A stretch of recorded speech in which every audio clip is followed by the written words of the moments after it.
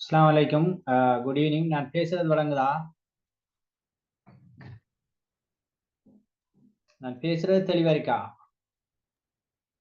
ஓ sir. Okay. என்ன எங்கள ஆட்கள் இன்னும் வருவாங்களா இல்லை நாங்கள் ஸ்டார்ட் பண்ணுவோம்?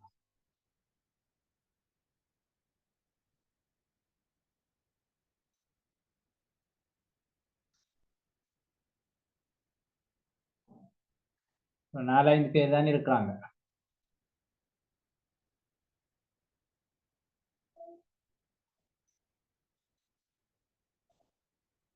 ஓகே, நாங்கள் ஸ்டார்ட் பண்ணுவோம். மற்ற ஆட்கள் ஜாயின்ட் ஆட்கள் ஆகட்டும். அப்போ நாங்கள் போன செஷன்ல உளவியல் என்றால் என்ன, கல்வி உளவியல் என்றால் என்ன, உளவியல்ல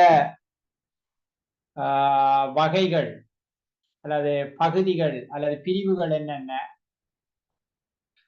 ஒரு ஆசிரியருக்கு ஏன் கல்வி உளவியல் அவசியம், இப்படியான சில விஷயங்களை எல்லாம் பார்த்தோம். அப்படித்தானே?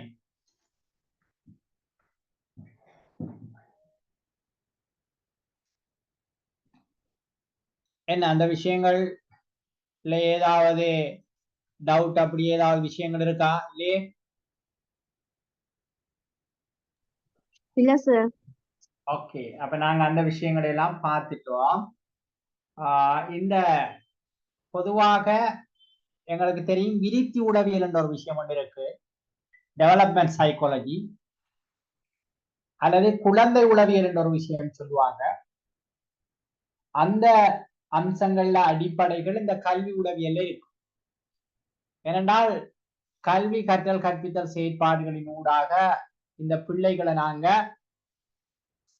விருத்தி அடைய செய்கிற அல்லது வளர்ச்சி அடைய செய்கின்ற மிக முக்கியமான வேலைகளை நாங்க என்ன செய்வோம், செய்வோம். எனவே அந்த அடிப்படையில இந்த பிள்ளைகளுடைய பல்வேறு ஆற்றல்கள் திறன்கள், இயலுமைகள் போன்றவற்றை விருத்தி செய்கின்ற மிக முக்கியமான ஒரு செயற்பாடுதான் கற்றல் கற்பித்தல் செயற்பாடு. எனவே அந்த விடயங்கள் எப்படி சரியாக நடைபெறுகிறது, என்ன நடக்குதுங்கிற விஷயங்களை நாங்க சரியாக பார்க்கறதுக்கு இந்த மனிதனுடைய வளர்ச்சி விருத்தி தொடர்பாக தெரிந்திருக்க வேண்டிய ஒரு விஷயம் இருக்கு. அதே நேரம் இந்த மனிதனுடைய வளர்ச்சி விருத்தியை பொறுத்தவரையில ஒவ்வொரு அந்த வயது பிரிவிலும் பல்வேறு விதமான மாற்றங்கள் இடம்பெறத்தை நாங்க பார்க்கலாம். அதே உடலியல் ரீதியாக மட்டுமல்ல, உளவியல் ரீதியாகவும் சைக்காலஜி ரீதியாகவும் நிறைய மாற்றங்களை அது ஏற்படுத்துகிறது.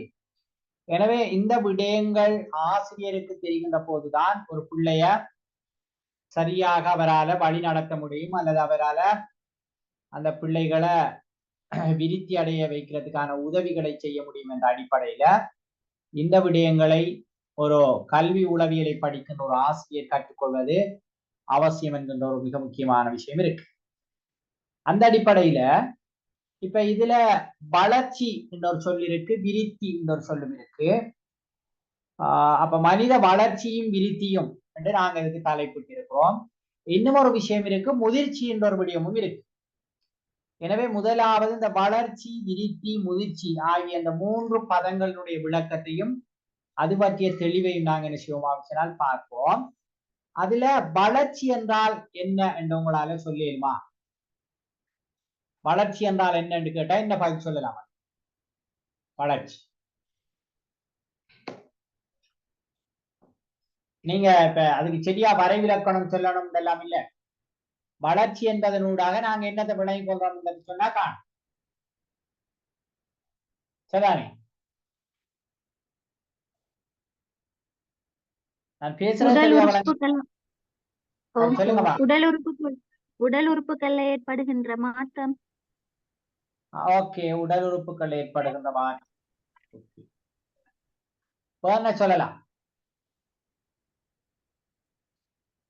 மேகலா ஏதோ சொல்ல போனீங்க, என்ன சொல்லலாம்? வளர்ச்சி பருவங்கள் சார். ஒரு பிள்ளை பிறந்ததுல இருந்து வளர்ச்சி பருவங்கள். வளர்ச்சி பருவங்கள் சார், காலத்துடன் பருமன்ல ஏற்படுற மாற்றம். பருமன்ல ஏற்படுகிற மாற்றம். ஓகே, வேறு ஏதாவது சொல்லண்டால்?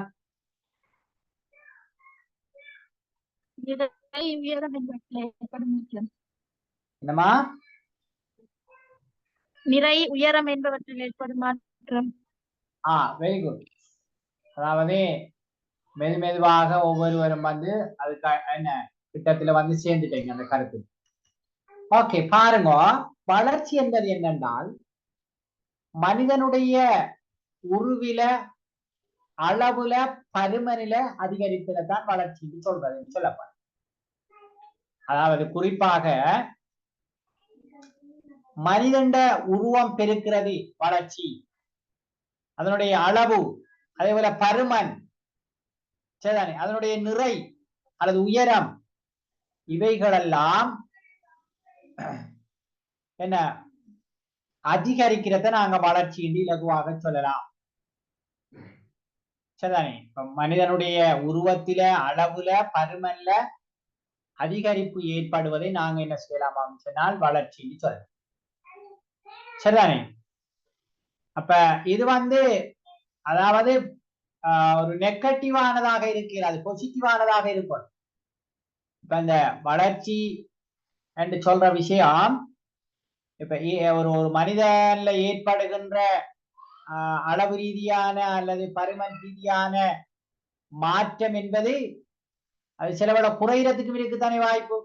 அப்ப அப்படி குறைகிறது இல்லை, இது கூடுறதாக இருக்கணும். எனவே அதிகரிக்கிறதாக அது இருக்கணும் என்று பார்க்கப்படும். எனவே மனித உருவினுடைய அளவோ பருமன் அதிகரிக்கிறத நாங்க வளர்ச்சி என்று சொல்லலாம் என்று ஒரு கருத்து. அடுத்ததாக கொஞ்சம் இன்னும் விளக்கி சொல்லனா பாருங்க, உயரம், நிறை, உடல் பருமன், மூளையின் வளர்ச்சி போன்ற அளவிடக்கூடியதாக உடல் உறுப்புகள்ல நிகழ்கின்ற மாற்றம். இப்ப நாங்க ஒரு பிள்ளையிட நிறை பிறக்கின்ற போது 3 கிலோ இருக்கிறது என்று நாங்க வச்சுக்கொள்வோம். ஆனால் அது இன்னும் கொஞ்ச காலத்தால் என்ன செய்யுமாம் சொன்னால் அது 4, 5, 6 என்ன செய்யுமாம் சொன்னால் அந்த நிறை அதிகரித்து கொண்டு போகும். எனவே நிறை அதிகரிப்பது, அதே போல எங்களுக்கு தெரியும் புள்ளட உயரம், பிள்ளையின் உயரம் சென்டிமீட்டர் நாங்க குறிப்பிட்ட அளவுல இருந்தால் என்ன செய்யுமாம் சொன்னால், உதாரணமாக ஒரு என்ன ஒரு 25 சென்டிமீட்டராக இருக்கிற புள்ள 30 சென்டிமீட்டராக 35 சென்டிமீட்டராக அப்படியே வளர்ந்து கொண்டு போறது. அப்ப உயரத்துல மாற்றம் ஏற்படுது. அந்த மாற்றம் என்பது ஒரு என்ன பாசிட்டிவானதாக இருத்தல் அல்லது அதிகரிக்கக்கூடியதான ஒரு மாற்றம். இப்படி உடல்ல பருமன், இப்ப நாங்க சில நேரம் இடுப்பின் அளவு அல்லது இப்ப நெஞ்சின் அளவு அப்படி சில இந்த இது எடுக்கலாங்க. உதாரணமாக எங்களுக்கு தெரியும் சில போசஸ் அப்படியான இதுகளுக்கு ஆட்சி இருக்கின்ற போதோ இப்படி நெஞ்சிற அளவெல்லாம் என்ன செய்வாங்களாம் அளப்பான். இப்ப எங்களுக்கு நாங்க உடுப்பு இப்ப ரவுசர் அப்படியான இது பண்ணக்கூடியலாம் இடுப்புற அளவு பார்த்து தான் எடுப்போம். எனவே இவைகளை எல்லாம் அதிகரிக்கிறது வளர்ச்சின்னு சொல்லலாம். உயரம், நிறை, உடல் பருமன் இந்த விஷயங்கள் எல்லாம் கூடுகின்ற போது அல்லது அதிகரிக்கின்ற போது அதை நாங்க வளர்ச்சின்னு சொல்லலாம். இப்ப குரோத் என்று சொல்ற அந்த வளர்ச்சிங்கிற சொல்லித்தான் அது ஆங்கிலத்தில். பாருங்க, ஒரு உயிரியின் உருப்பெருக்கம் அல்லது அளவு அதிகரித்தல் வளர்ச்சி குரோத் எனப்படும். குரோத். இப்ப இது வளர்ச்சி. ஆனா விருத்தி டெவலப்மெண்ட், குரோத்ங்கிறது அது. இப்ப டெவலப்மெண்ட் அதை முன்னேற்றம் என்றும் சொல்லலாம், விருத்தின்னு சொல்லலாம், அல்லது மேம்பாடு என்றும் சொல்லலாம். அதுல ஒரு உட்கூறாகத்தான் இந்த வளர்ச்சி என்பது பார்க்கப்படுகிறது. எனவே டெவலப்மெண்ட் என்று சொல்றது, விருத்தி என்பது வேறொரு விஷயம். சரிதானே? ஓகே. அப்ப வளர்ச்சி என்றால் என்ன எங்களுக்கு தெரிஞ்ச மாதிரி இப்ப வளர்ச்சி இப்ப சில நேரங்கள்ல பின்வரும் பதங்களை உதாரணங்களோடு விளக்குக என்றும் எங்கள்கிட்ட கேட்கப்படலாம். அப்ப அதுல 1 வளர்ச்சி, 2 என்ன விருத்தி, 3 முதிர்ச்சி என்றும் போடலாம். அப்ப எங்களுக்கு வளர்ச்சி என்றால் என்ன என்று இப்ப தெளிவாக சொல்லிடுமா? என்ன வளர்ச்சி என்றால் என்ன என்ற ஒரு கேள்வி கேட்டால் அதுக்கு எங்களால தெளிவாக விடை சொல்லக்கூடியதாக இருக்குமா? இதுல ஏதாவது டவுட் அப்படி இருக்கா? இல்ல. ஓகே ஓகே, நாங்க அடுத்த விஷயத்துக்கு போவோம். இப்ப வளர்ச்சி எங்களுக்கு தெரியும். விருத்தி என்றால் என்ன என்று கேட்டால் அதுக்கு என்ன பதில் சொல்லலாம்? மனிதன் உடல் மட்டும் இல்ல, ஏனைய துறைகள்லையும் உதாரணமா சமூக ரீதியாக, மனவளர்ச்சி ரீதியாக ஏற்படுகின்ற வளர்ச்சியை தான் நாங்க விருத்தின்னு சொல்லுவோம். அப்படி சொல்றோம். வேறு ஏதாவது பண்பு ரீதியான என்ன பண்பு ரீதியான மாற்றமா?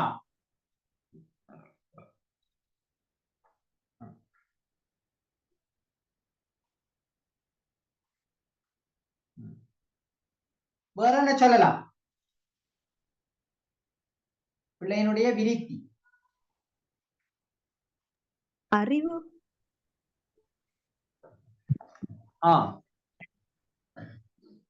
அறிவு. பிள்ளையில பல அறிவும் விருத்தி அடையும். அந்த விருத்தி என்றால் என்னங்கிறதுக்கு ஒரு தெளிவான ஒரு ஒரு ஒரு விளக்கம் சொல்றா இப்படி சொல்லலாம். சஃபா இருக்கீங்களா?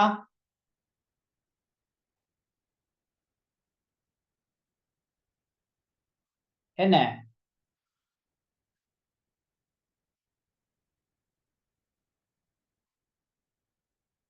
பெரோசா ஏதாவது சொல்லலாமா?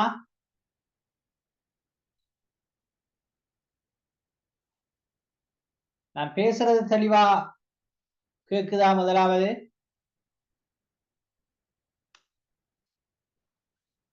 இப்ப சரி பிள்ளை எல்லாம் ஒரு பக்கம் இருக்க சொல்லுங்க, நாங்க என்ன விளங்கிக்கோங்கிறது சொல்லுங்களப்பா.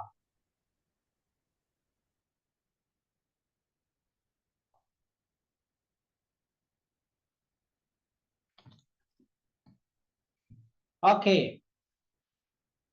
பாப்போம். இங்க பாருங்க, விருத்தி ஒரு உயிரின் உருவத்திலோ அல்லது அமைப்பிலோ ஏற்படும் மாற்றங்களையும் அது இயங்கும் விதத்தில் ஏற்படும் மேம்பாடுகளையும் ஒட்டுமொத்தமாக குறிப்பதே முன்னேற்றம் அல்லது விருத்தி ஆகும். இங்க இந்த வளர்ச்சி என்பது விருத்தியினுடைய ஒரு உட்கூறு என்று நாங்கள் சொன்னோம்.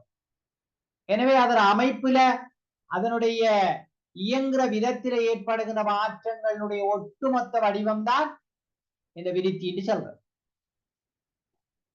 அதாவது நீங்க சொன்ன மாதிரி பிள்ளையில மொழி விருத்தி ஏற்படும், பிள்ளையில நடப்பதற்கான அந்த இயலுமை விருத்தி அடையும், பிள்ளை பேசுவதற்கான இயலுமை அந்த பிள்ளையில விருத்தி அடையும், பிள்ளை ஏதாவது ஒரு வேலையை செய்வதற்காக அந்த இயலுமையை அந்த பிள்ளை பெற்றுக்கொள். அப்ப அதற்கேற்ற வகையில உடல்ல வளர்ச்சியும் இருக்கும். எனவே ஒரு உயிரின் உருவத்திலோ அல்லது அமைப்பிலோ ஏற்படும் மாற்றங்களையும் அது இயங்கும் விதத்தில் ஏற்படும் மேம்பாடுகளையும் ஒட்டுமொத்தமாக குறிப்பதுதான் விருத்தி என்று சொல்றோம். பாருங்க, வயது முதிர்ச்சி அடைய பிள்ளையின் உருவத்தில் ஏற்படும் மாற்றங்களுக்கு மேலதிகமாக அவனிடம் மேம்படும் சிக்கலான திறன்கள் காரணமாக ஏற்படும் மாற்றங்கள் விருத்தியாகும். பிள்ளை பெருக்கின்ற அதே நேரம் அந்த உருவத்திலே ஏற்படுகின்ற மாற்றங்களுக்கு மேலதிகமாக அவன்கிட்ட சில சிக்கலான திறன்கள் விருத்தி அடையும். அதான் நாங்க பேசுறேன்னு சொல்லலாம், அல்லது நடக்கிறேன்னு சொல்லலாம். அதே போல சில எண்ணக்கருக்கள் தொடர்பான தெளிவு பெறுதல் என்கலாம். இப்படி பல விடயங்கள் அந்த பிள்ளையில விருத்தி அடையும். அதான் நாங்க விருத்தின்னு சொல்லுவோம். அப்ப பிள்ளை வளர்ற சூழல்ல இருந்து பெற்றுக்கொள்ளுகின்ற ஒழுங்கமைக்கப்பட்ட முறையான உதவிகளினதும் வழிகாட்டலினதும் விளைவு விருத்தியாகும். இப்ப நாங்க பார்க்கிறோம், பிள்ளைக்கு ஆரம்பத்துல நடக்கிறதுக்கு அந்த பிள்ளைக்கு தெரியாது. நாங்க என்ன செய்யறோம் சொன்னால் அந்த பிள்ளைக்கு வாக்கரை கொடுக்கோம், அல்லது வேறு வேறு ஏதாவது சில அம்சங்களின் ஊடாக, அல்லது அந்த பிள்ளையோட கையை பிடிச்சு அல்லது மெதுவாக அந்த பிள்ளை நடக்கிறதுக்கு பழகி அந்த பிள்ளை இப்ப நடக்க பழகி இருக்கிறது. எனவே அந்த வளரும் சூழல் அந்த பிள்ளைக்கு கிடைக்கின்ற முறையான உதவிகள்ல வழிகாட்டலான அந்த பிள்ளை நடக்கிறதுக்கு விருத்தி அடைந்திருக்கிறது, பேசுவதற்கு விருத்தி அடைந்திருக்கிறது. அந்த பிள்ளை கணித செயற்பாடுகளை செய்யறதுக்கு விருத்தி அடைந்திருக்கிறது. அப்ப அப்படி நாங்க பல விடயங்களை நாங்க என்ன செய்யலாம் சொன்னால் பார்க்கலாம். சரிதானே?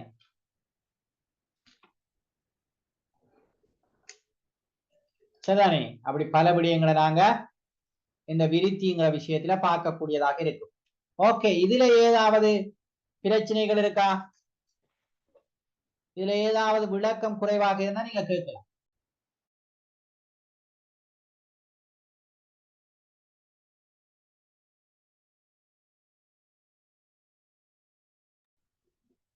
ஓகே, விருத்தி இதுல ஏதாவது மேலதிகமாக நீங்க சொல்றால், அல்லது இதுல ஏதாவது விளங்காத விஷயங்கள் இருக்கா? பசீனா, இது ஓகே. இப்ப விருத்தி என்றால் என்னன்னா எங்களால சரியா விட எழுதக்கூடியதாக இருக்குமா? அதை நாங்க இப்படியும் சொல்லலாம். விருத்தி என்பதை பிள்ளை வளருகின்ற போது அவன் உடல், அறிவு மற்றும் உளவியல் மாற்றங்களின் வரிசை ஒழுங்க விருத்தி என்று சொல்லலாம் ஒரு கருத்தும் இருக்கு. அதாவது பிள்ளை வளரும் போது அவன் உடல்ல, அறிவுல, உளவியல் சார்ந்த விடயங்கள்ல ஏற்படுகின்ற மாற்றங்கள்ல ஒழுங்கு வரிசைதான் விருத்தி என்று சொல்லலாம். வழக்கிட்ட நான் சொல்றது விருத்தி.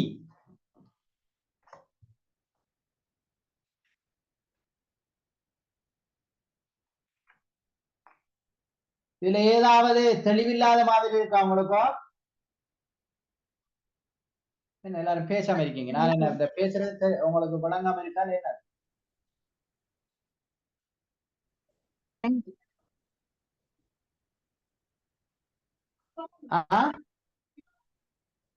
விளங்கிட்டு சார். ஓகே,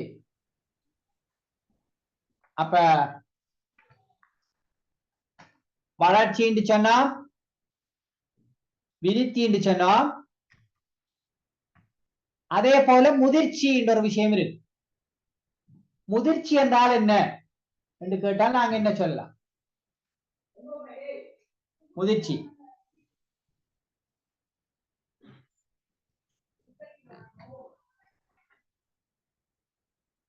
முதிர்ச்சி என்றால் என்ன என்றால் அதுக்கு என்ன சொல்லலாம்?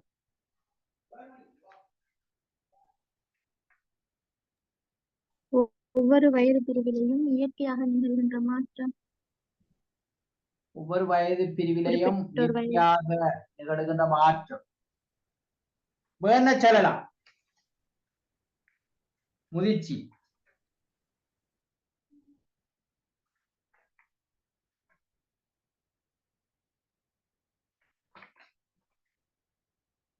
வேற ஏதாவது? நிறைய பேர் இதுல அந்த என்னது அந்த உண்ணாவிரதம் மாதிரி பேசாத விரதத்தோட இருக்காங்களா என்ன? நம்மளோட கிளாஸ்ல இருக்கிறார்கள்.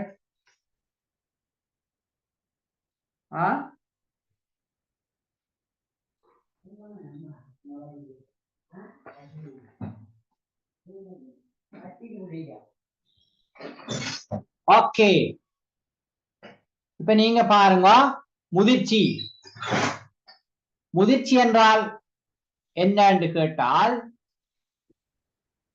பரம்பரை அலகுகளால் தீர்மானிக்கப்பட்டு இயற்கையாகவும் இயல்பாகவும் நிகழும் மாற்றம் தான் முதிர்ச்சி.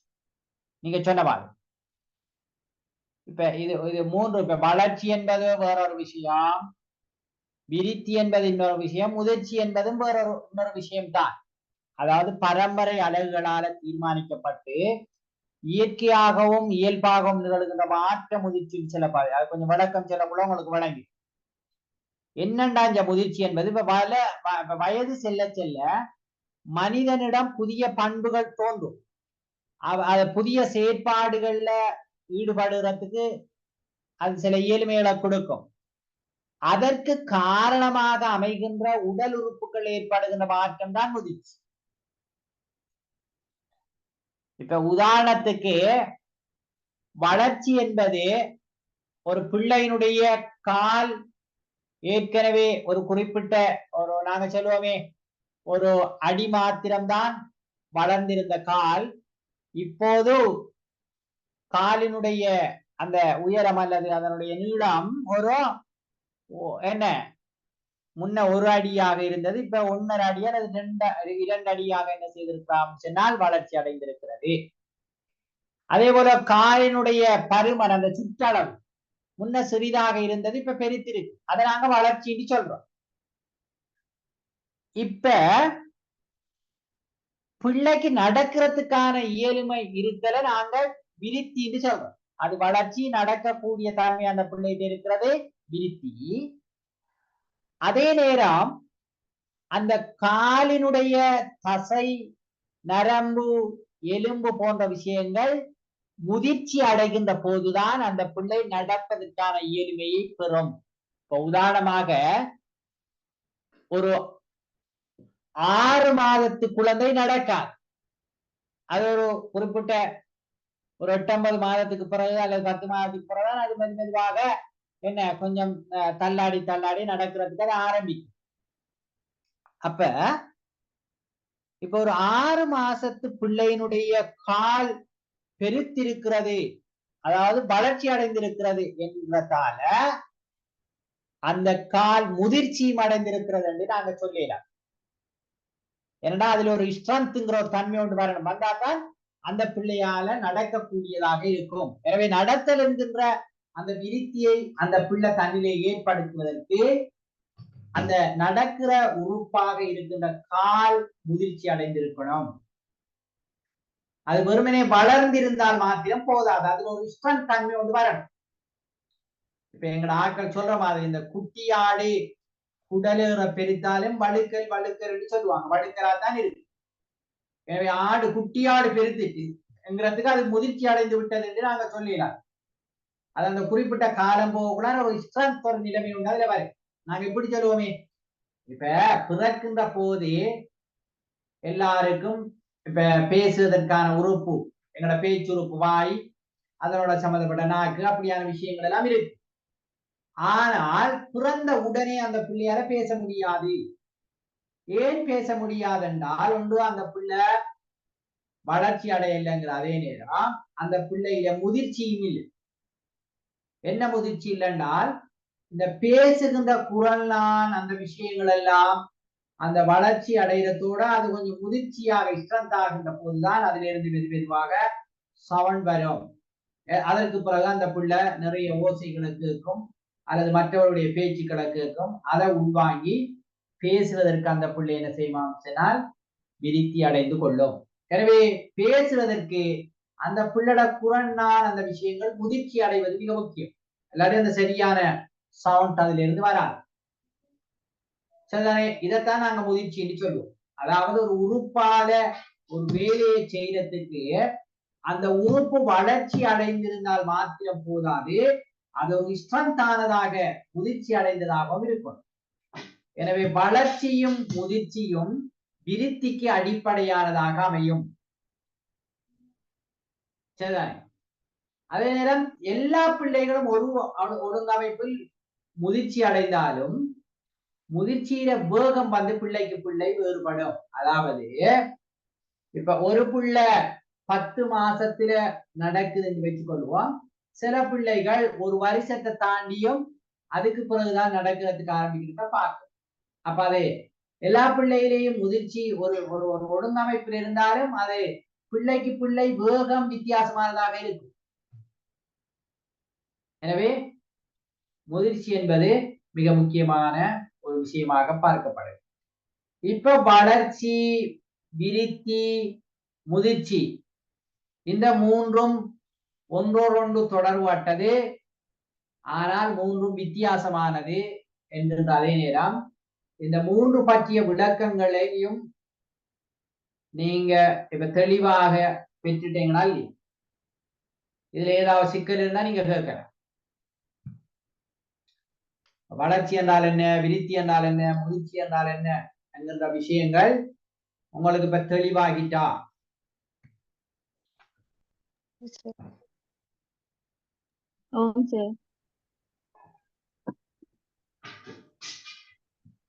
ஓகே. நுஷ்ரா, நுஷ்ராக்கு தெளிவாயிடுச்சு. மேகலா? ஓகே. அப்ப எல்லாருக்கும் வழங்கிட்டு நான் கருதலாம்.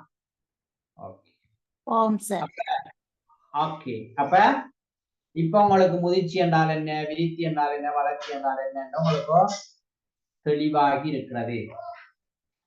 இதுல பாருங்க, வளர்ச்சிக்கும் விருத்திக்கும் இடையிலான வேறுபாடுகள். அப்ப இன்னும் கொஞ்சம் நாங்க என்ன செய்யலாமா சொன்னால் இந்த விஷயத்தை இன்னும் கொஞ்சம் ஆழமாக விளங்கிக் கொள்ளக்கூடியதாக இருக்கு. வளர்ச்சி என்பது என்ன? வளர்ச்சி உருப்பெருக்கத்தால், அத உருப்பெருக்கம் விளைவதால துல்லியமாக அதை அளக்க முடியும்.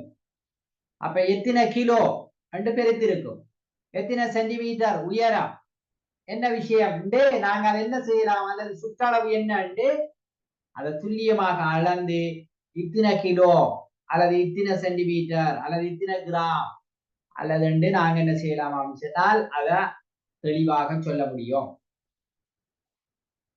விருத்தி என்பது உயிரின் அமைப்பிலும் செயற்பாட்டிலும் ஏற்படும் மாற்றங்களால் அதன் இயங்கும் அமைப்பிலும் முன்னேற்றம் ஏற்படுகிறது. எனவே நாங்க இப்ப இவர் 1/2 கிலோ பேசுவார் அல்லது இவருக்கு அப்படின்னு நாங்க அதை அளக்கலாமா? எவ்வளவு பேச்சு திறன் இவருக்கு இருக்கு? 1/2 கிலோவா 2 கிலோவா?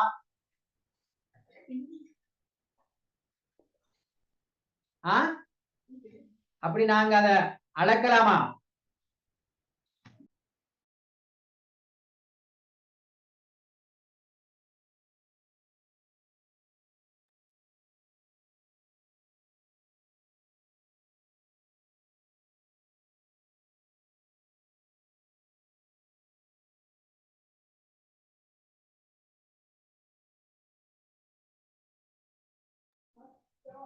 ஓகே.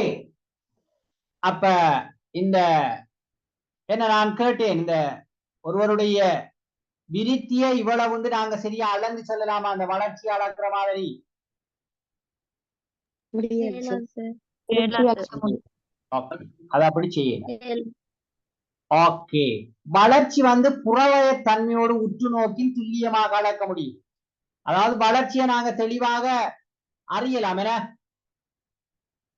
அதாவது எத்தனை அது பெருத்திருக்கிறது அங்கிற விஷயங்கள் எல்லாம் எங்களுக்கு தெளிவாக தெரியும். ஆனால் எங்களோட விருத்தி அல்லது முன்னேற்றம் என்று சொல்ற விடயம் அது இயக்கத்தோடு அதாவது இயங்குகின்ற விஷயத்தோடு தொடர்புடையதால துல்லியமாக அளக்க முடியாது. நடத்தை கோலங்களை உற்று நோக்குவதன் மூலம் அதனை கணிக்க முடியும். இந்த பிள்ளை பேசுவதில் விருத்தி அடைந்திருக்கிறது, அல்லது அந்த பிள்ளை எழுதுவதில் விருத்தி அடைந்திருக்கிறது, அல்லது அந்த பிள்ளை நடக்கிறதுல விருத்தி அடைந்திருக்கிறது, செயற்பாடுகளை விருத்தி அடைந்திருக்கிறது என்று நாங்க அதனை அப்படி கணிக்க முடியுமே ஒழிய அளக்க முடியாது. ஓகே, அதான் பாங்கு சொல்லுதோ, ஒரு 3 நிமிடம் தாங்கோ, அது அதான் முடிஞ்சதுக்கு பிறகு நாங்க தொடரும்.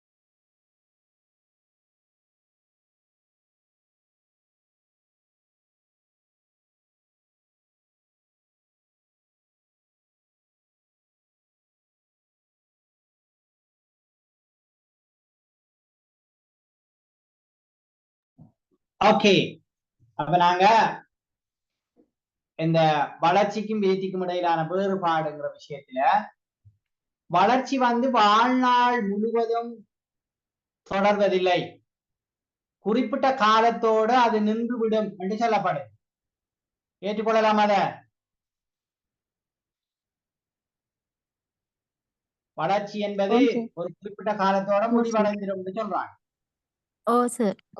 இப்ப மனிதன் இப்ப குறிப்பிட்டது ஒரு 5 அடியோ அல்லது 6 அடியோ எத்தனையோ அப்படி வளர்ந்தால் அதுக்கு அங்கால நீ என்ன செய்ய மாட்டாரு, வளர மாட்டாரு. அப்படி தொடர்ந்து வளர்ந்துக்கு போறோம்னா நாம பல அடி உயரத்துக்கு பேய்த்திருவோம்.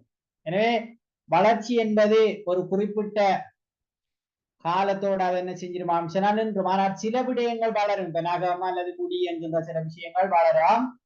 ஆனால் அந்த மனிதண்ட முக்கியமான அந்த உறுப்புகள் என்பது குறிப்பிட்ட காலத்தோட என்ன செஞ்சிருமா அம்சனால் நின்று.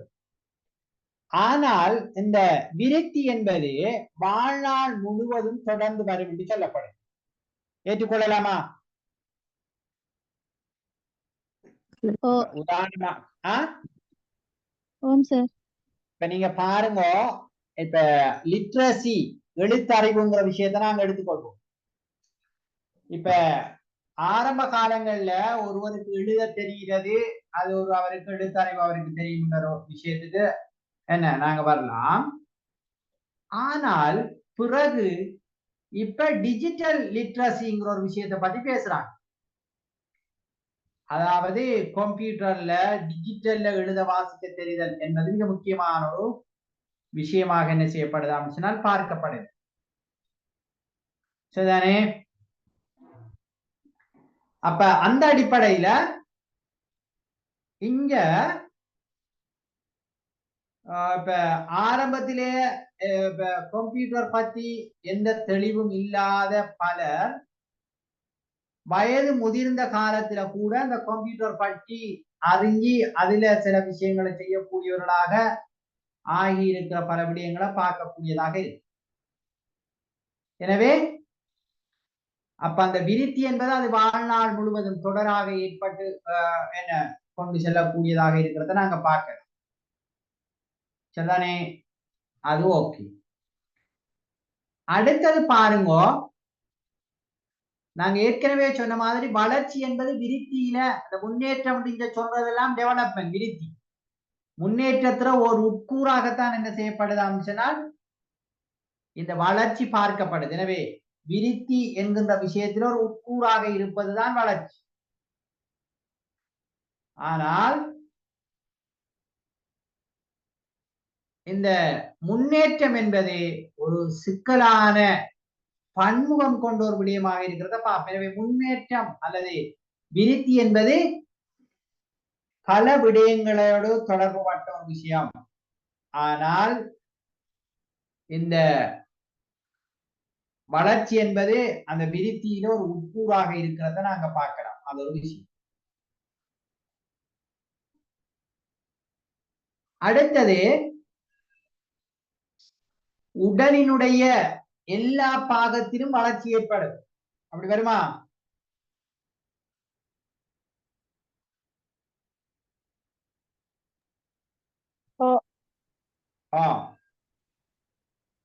அப்ப எல்லா பாகத்திலும் என்ன வளர்ச்சி என்பது ஏற்படும். உயிரியின் இயக்கத்தில் ஏற்படும் ஒட்டுமொத்த மாறுபாடே வளர்ச்சி அல்லது அந்த விருத்தி முன்னேற்றமாகும். அப்ப அது இதை தனித்தனியாக பார்க்கலாம் வளர்ச்சி. ஆனால் அது எல்லாவற்றினுடைய ஒட்டுமொத்தமான செயற்பாடுகளை தான் நாங்க விருத்தின்னு சொல்லலாம். அப்ப அப்படி விருத்திக்கும் வளர்ச்சிக்கும் இடையில நிறைய வேறுபாடுகள் இருக்கிறத நாங்க பார்க்கக்கூடியதாக இருக்கு.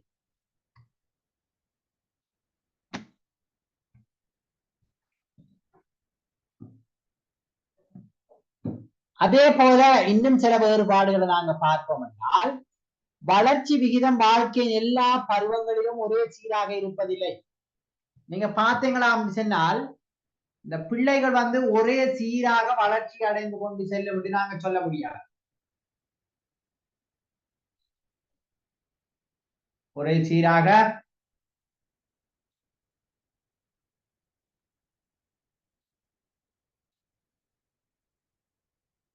வணங்கிட்டா என்னது இந்த எல்லா இப்ப சில நேரம் சின்ன பிள்ளையில கொஞ்சம் வளர்ச்சி வீதம் கொஞ்சம் கூடும். மறுகா திரும்ப கொஞ்ச காலத்தால் என்ன செய்யணும் சொன்னால் என்ன அந்த வளர்ச்சி வீதம் திரும்ப கொஞ்சம் மிதமான வேதத்தில போகும். பிறகு சில வேளை அது மீண்டும் கூடி போறதை நாங்க என்ன செய்யலாம் சொன்னா பார்க்கலாம். அப்ப அப்படி இந்த வளர்ச்சி வீதம் என்பது இப்ப உதாரணமாக ஒரு மாசத்துல ஒரு 1/2 கிலோ ஒரு என்ன வளர்ச்சி அடைந்திருக்கின்ற புள்ள தொடராக அப்படி 1/2 கிலோ அப்படி என்ன செய்யாது, தொடராக போகாது. சில காலங்கள்ல அது குறையும், சரிதானே, சில காலங்கள்ல அது கூடும். எனவே இந்த வளர்ச்சி வீதம் என்பது வாழ்க்கையில் எல்லா பருவத்திலும் ஒரே சமனானதாக இருக்காது. அது ஒரு மிக முக்கியமான ஒரு விஷயம். அதே நேரம் இந்த விருத்தி அல்லது முன்னேற்றம் என்பது அதிர விகிதம் வாழ்க்கையின் எல்லா பாகங்களிலும் ஒரே சீராக அமைவதில்லை. அதுவும் முன்னேற்றமும் அல்லது விருத்தி என்கின்ற விஷயமும் ஒரே. அப்ப இது ரெண்டும், இந்த ரெண்டு விஷயத்திலையும் இது ரெண்டும் ஒரே மாதிரியான ஒரு நிலைமையில் இருக்கிறத நாங்க என்ன செய்யலாம், பார்க்கலாம். அடுத்தது வளர்ச்சியில் நிகழ்வு கூறு வேற்றுமைகள் காணப்படுகின்றன. அதாவது நாங்க சரியாக அது ஒரு என்ன அந்த ஒரே சீரான ஒரு ஒரு ஒரு அமைப்பாக நாங்க அதுல பார்க்க இல்லாத ஒரு தன்மை இருக்கிறத நாங்க பார்க்கலாம். ஓகே, பல்வகை முன்னேற்றங்களில் உடல், அறிவு, ஒழுக்கம், சமூக உணர்வு, மன எழுச்சி போன்றவற்றில் குழந்தைகள் ஒருவருக்கொருவர் மாறுபடுகின்றனர். அப்ப விருத்தியை பொறுத்த வரையில இந்த பிள்ளைகள் எல்லா விஷயத்திலையும், இப்ப ஒழுக்கத்தை பொறுத்த வரையில எல்லாரும் சரியாக ஒரே விதத்தில ஒழுக்கத்தில விருத்தி அடைந்திருக்கிறார்களா, அல்லது உடல் ரீதியாக அந்த அறிவு ரீதியாக இதெல்லாம் நாங்க உடற்செயற்பாடுகள் ரீதியாக எல்லாம் பார்க்கலாம். எல்லாரும் ஒரே விதத்தில என்ன விருத்தி அடைந்திருக்கிறார்களாண்டா அப்படி இருக்கா, அது வித்தியாசமான கோணத்தில் அது இருக்கிறத நாங்க பார்க்கணும். அடுத்தது வளர்ச்சி மரபுகளால, அதாவது மரபணுக்களால தீர்மானிக்கப்படுது என்று சொல்லப்படும். ஏற்றுக்கொள்ளலாமா? ஒரு ஆள நிறை கூறுறது அல்லது அவருடைய உயரம் அல்லது அவருடைய பருமன்ல இந்த மரபணுக்கள் ஏதாவது தாக்கம் செலுத்துமா? என்ன எப்படி அது? உதாரணத்துக்கு பெற்றோர்கள் உடல் வளர்ச்சி கூட பெற்றா இருக்காங்கன்னா அவங்களோட பிள்ளைகளும் அப்படி. Very good. அப்ப பிள்ளைகளும் பெற்றா இருக்கும், அல்லது பெற்றோர் உயரம் கூடினவர்களாக இருக்கின்ற போது அப்படி வருவதற்கான வாய்ப்பு இருக்கு. சில ஃபெமிலிஸை பார்த்தா அப்படி எல்லாரும் ஷோர்ட்டான ஆக்கள்னா அப்படி பிள்ளைகளும் ஷோர்ட்டா இருக்கிறதுக்கான வாய்ப்புகள் இருக்கு. ஓகே,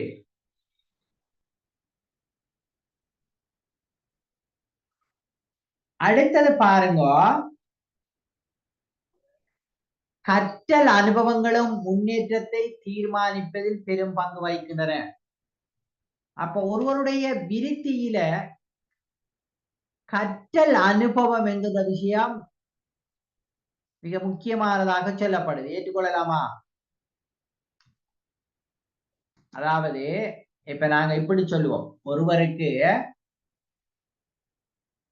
இப்ப வாகனம் ஓட்ட தெரியாது, அப்ப அவருக்கு வாகனம் ஓட்டுறதுக்கு அவரு மெதுவாக என்ன செய்யறாரு சொன்னால் என்ன, அதற்கு ஒரு ஒரு ட்ரைனிங் கொண்டு எடுக்கிறார். இப்ப அதுல பெரிய அனுபவத்தை பெறார். இப்ப அவரால வாகனம் ஓட்ட முடியும், வாகனம் ஓட்டுவதற்கான அந்த ஸ்கிலை விருத்தி செய்திருக்கிறார். ஆகவே அந்த அனுபவங்கள் இந்த அவருக்கு அவர் விருத்தியில பங்களிப்பு செய்கின்ற ஒன்றாக இருக்கிறத நாங்க பார்க்கிறோம். அது ஒரு அடுத்த விஷயம்.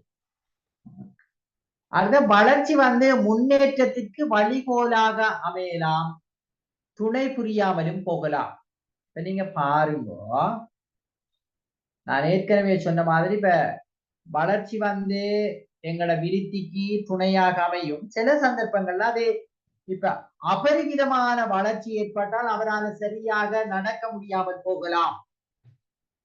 அப்ப அதை நாங்க சில நேரம் எங்களோட முன்னேற்றத்திற்கு அல்லது விருத்திக்கு தடையாகவும் அது இருக்கலாம். ஓமா இல்லையா? எனவே குறிப்பிட்ட வகை முன்னேற்றம் பிற வகை முன்னேற்றங்கள் ஏற்பட துணை புரிகின்றது. அதாவது பல்வகை முன்னேற்றங்களும் ஒருங்கிணைந்து காணப்படுகின்றது சொல்லப்படும். இப்ப உதாரணமாக எழுத்துக்களை இனங்காண்பதற்கு விருத்தி அடைந்திருக்கின்ற பிள்ளை வாசிக்கிறதுக்கும் எழுதுறதுக்கும் ஆன விருத்தியை இலகுவாக பெற்றுக்கொள்ளும். அப்ப இங்க இந்த விருத்தி என்பது ஒன்றோடொன்று தங்கி நிற்கின்ற அந்த அமைப்பில் அது இருக்கிறதையும் நாங்க என்ன செய்யலாம், அவதானிக்க கூடியதாக இருக்கும். அப்ப இப்படி வளர்ச்சிக்கும் விருத்திக்கும் இடையில இருக்கின்ற வேறுபாடுகள் ஒரு 5 குறிப்பிட்டு விளக்குக அல்லது 3 குறிப்பிட்டு விளக்குக என்று கேட்டால் எங்களால இப்ப சொல்லக்கூடியதாக இருக்குமா? என்ன? அப்ப வளர்ச்சி என்பது வேறு, விருத்தி என்பது வேறு. சரிதானே? வளர்ச்சிக்கும் விருத்திக்கும் இடையிலான வேறுபாடுகள் இந்த விஷயங்களை எங்களுக்கு என்ன செய்தால் சொன்னால் தெளிவுபடுத்தும். சரிதானே? ஓகே, நீங்க இப்ப வாங்க, இந்த பிள்ளைற வளர்ச்சியில விருத்தியில செல்வாக்கு செலுத்துகின்ற காரணிகள் என்னென்ன விஷயங்கள் இந்த பிள்ளைற வளர்ச்சியிலையும் தான் விருத்தியிலையும் தான் தாக்கம் செலுத்தும்? சொல்லுங்க, என்னென்ன விடயங்கள் தாக்கம் செலுத்தும்? பரம்பரை, ஆம், சூழல், ஆம், முதிர்ச்சி, கற்றல். அப்ப 4 விடயங்கள். ஆம், நீங்க சொன்ன மாதிரி பரம்பரை, சூழல், கற்றலும் முதிர்ச்சியும், இந்த 4 விடயங்களும் இதை நாங்க கற்றலும் முதிர்ச்சியும் ஒன்றா போட்டாலும் அது 4 விடயங்கள் தான். அப்ப பரம்பரை ஒரு பிள்ளையில தாக்கம் செலுத்தும், ஒரு பிள்ளையில முதிர்ச்சியிலையும் தாக்கம் செலுத்தும், விருத்தியிலையும் தாக்கம் செலுத்தும். அதே போல சூழலும் தாக்கம் செலுத்தும். அடுத்தது கற்றலும் முதிர்ச்சியும் தாக்கம் செலுத்தும். இப்ப இந்த பரம்பரை எப்படி தாக்கம் செலுத்துகிறது என்பதற்கு ஒரு 5 அம்சங்களையும், இந்த சூழல் எப்படி தாக்கம் செலுத்துகிறது என்பதற்கு ஒரு 3 விடயங்களையும், இந்த கற்றலும் முதிர்ச்சியும் ஒரு பிள்ளையில எப்படி தாக்கம் செலுத்துகிறது என்பதற்கு ஒரு 3 விடயங்கள். அப்ப இதுல ஒவ்வொன்றுக்கும் ஒரு 3க்கும் மேற்பட்டது அல்லது 5 விடயங்களை நீங்க என்ன சொல்லணும் சொன்னால் கொஞ்சம் பட்டியலிடம். ஆனா இதுல நிறைய பேர் ஆட்கள் என்ன செய்யறீங்களா சொன்னால் என்ன மௌன விரதமாக இருக்கீங்க. நான் ஏற்கனவே சொல்லிக்கேன், இது ஒரு அடல்ட்ஸ் எஜுகேஷன், அப்ப வளர்ந்தோர் கல்வி. இதுல நீங்க நிறைய சில விடயங்களை என்ன செய்யணுமாம் சொன்னால் பேசணும் அல்லது முன்வைப்பு செய்யணும். அதனூடாகத்தான் நம்மட என்ன டவுட் அது இதெல்லாம் நாங்க கிளியர் பண்ணக்கூடியதாக இருக்கும். எனவே இப்ப நீங்க ஒரு வேலையை செய்யுங்க என்னென்றால், இந்த பரம்பரை பிள்ளையினுடைய வளர்ச்சியில விருத்தியில எவ்வாறு தாக்கம் செலுத்துகிறது என்பதற்கு 5 விடயங்களையும் அல்லது 5 உதாரணங்கள் அல்லது 5 என்ன விளக்கங்கள், எப்படியான பகுதியில் அல்லது எப்படி தாக்கம் செலுத்துது இந்த பரம்பரை என்கிற அந்த விஷயத்தையும், சூழல் எப்படி ஒரு பிள்ளையில வளர்ச்சியில விருத்தியில தாக்கம் செலுத்துது என்பதற்கான நியாயங்கள் அல்லது உதாரணங்கள் அல்லது அடிப்படைகள் அப்படியான விஷயங்கள், அதே போல கற்றல் முதிர்ச்சி என்கின்ற விடயம் எப்படி தாக்கம் செலுத்துறதுக்கான சில உதாரணங்கள். இந்த விடயங்களை நீங்க என்ன செய்யணும் சொன்னால், இப்ப உங்களுக்கு ஒரு டைம் ஒன்று தாரேன், நீங்க தொகுத்து கொள்ளும். சரிதானே? இப்ப 7:58. ஓகே, 7:58 59 போதும். எனவே 8:10க்கு மீண்டும் நாங்க என்ன செய்வோம் சொன்னால் தொடருவோம். நீங்க இந்த பரம்பரைக்கு 5 இந்த சூழலுக்கு 5 கற்றலும் முதிர்ச்சியும் சேர்ந்த வகையில 5 என்றாலும் ஒன்றுமில்ல. நீங்க என்ன செய்யலாம் சொன்னால் ஒரு பிள்ளையில விருத்தியில அல்லது வளர்ச்சியில செல்வாக்கு செலுத்துகின்ற பரம்பரை காரணிகள் 5, சூழல் காரணி சார்ந்த விடயங்கள் 5, கற்றல் முதிர்ச்சி சார்ந்த விடயங்கள் 5. அவற்றை நீங்க ஒரு பட்டியலாக எழுதி கொள்ளுங்க. நாங்க அதை டிஸ்கஸ் பண்ணுவோம். ஓகேயா? என்ன? Okay sir. ஓகே, நீங்க அதுகளை கொஞ்சம் எழுதி கொள்ளுங்க, பாருங்க என்ன நடக்குது.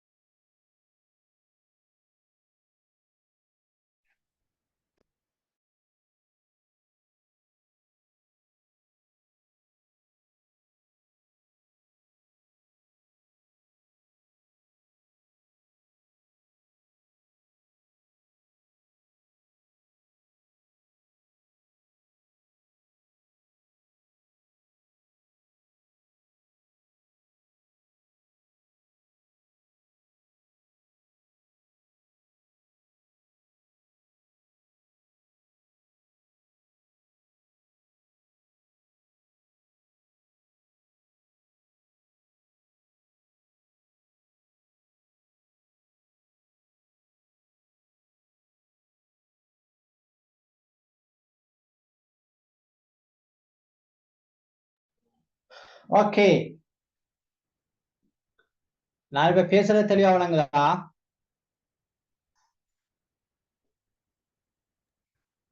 ஓம் சார். ஓகே, நான் ஒரு விஷயம் சொன்னேன் என்னென்னால், இந்த பரம்பரை காரணி எப்படி பிள்ளையில விருத்தியில செல்வாக்கு செலுத்துது, அதே போல சூழல் காரணி எப்படி செல்வாக்கு செலுத்துது, இந்த கற்றல் முதிர்ச்சியும் எப்படி செல்வாக்கு செலுத்துதுங்கிறதுக்கான ஆதாரங்கள் அல்லது உதாரணங்கள் 5 விஷயங்களை நீங்க தொகுத்து செல்லணும்னு சொன்னேன்.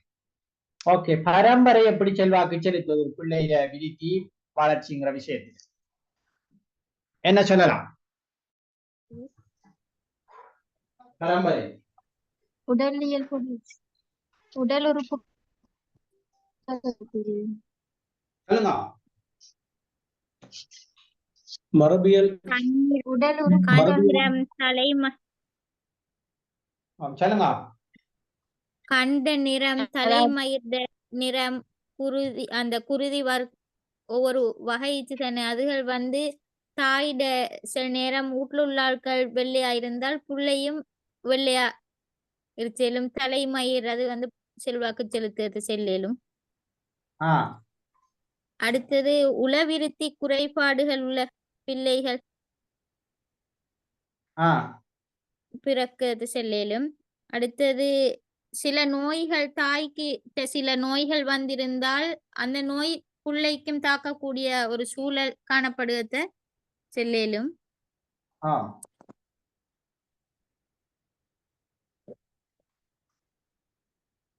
அடுத்தது உலக்கோடாருடைய பிள்ளைகள் பிறகு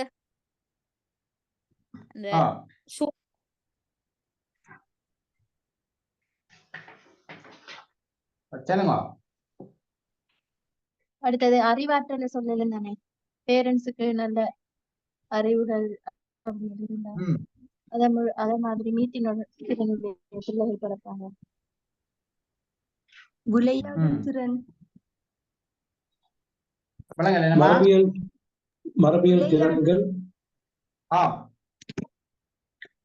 மரபியல் திறன்கள், பரம்பரை நோய்கள், நடத்தை போக்கு போன்ற காரணங்கள்.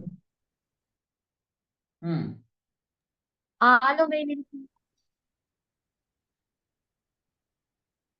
ஓகே,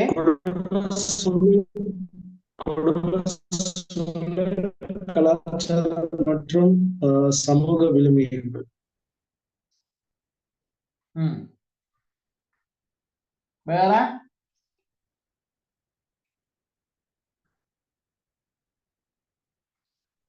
என்ன சொல்லலாம்? ஓகே, நாங்க பரம்பரை காரணிய பார்ப்போம். சரிதானே?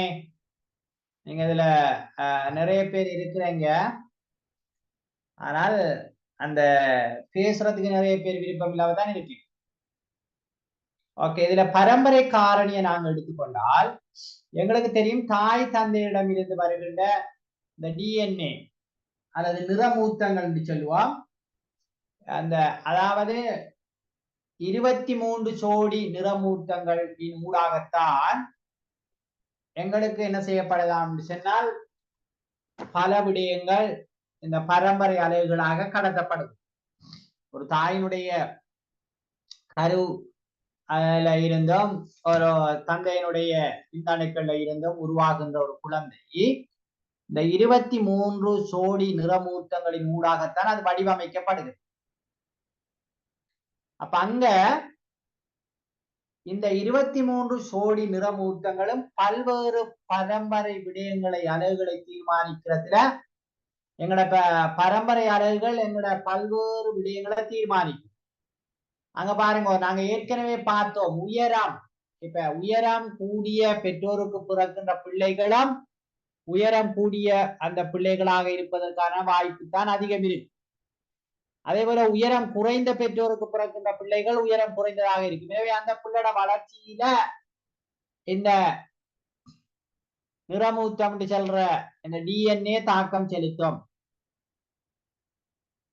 அதே போல நிறை, இப்ப ஒரு பருத்த பருமன் கூடிய உடல் அந்த எடை அந்த விஷயங்களை கொண்டிருக்கின்ற பெற்றோருக்கு பிறக்கின்ற பிள்ளைகள் உடல் எடை கூடிய பிள்ளைகளாக பருத்த பிள்ளைகளாக அந்த பிள்ளைகள் வளர்ச்சி அடைவதற்கான வாய்ப்புகள் இருக்கு.